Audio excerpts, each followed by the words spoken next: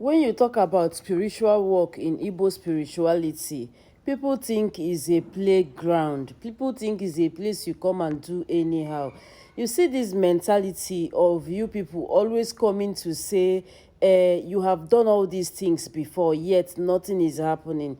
Let me tell you, just that statement alone shows that the ones you did previously or wherever it is you have gone, you didn't go there with your clear mind. You went there because you needed material things. You went there because of one thing or the other. I keep on telling you people, you see this spiritual work, for you to get answers in any of the spiritual work you are doing or you have done, not minding who has done it for you, do you know that you see all of you that is shouting, this person is fake or the other person is not fake or so and so and so forth, blah blah blah blah blah.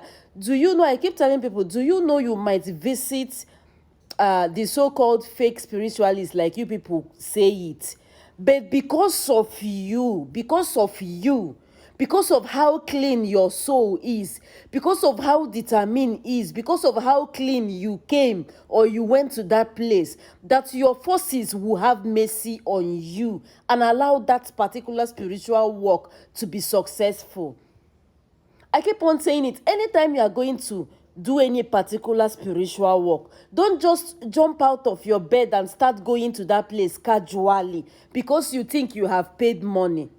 Paying money does not determine the success of your spiritual work. As you have paid that money to that person, you yourself, you have a whole lot to contribute in that spiritual work. What are the things you have to contribute? You have to go there with a clear mind, a clear soul. Be pure in heart. Be clean.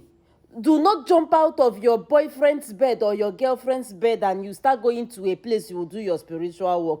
Make sure you are not bearing any grudges in your mind against somebody at that particular time. Be focused. Put all your mind, energy, soul in that spiritual work. Your money is not the end point of your spiritual work being successful. Your money, how do I put this thing now? Now, see, it's also important that you know exactly what you are going to do.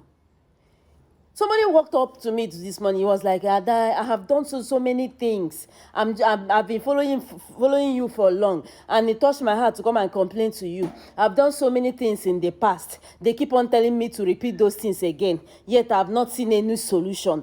Which means why you are doing that spiritual work is for a particular thing to happen in your life. You are not even doing it because you are clearing your road. You're not even doing it because you want to discover who you are. What are your intentions for going to do a particular spiritual work?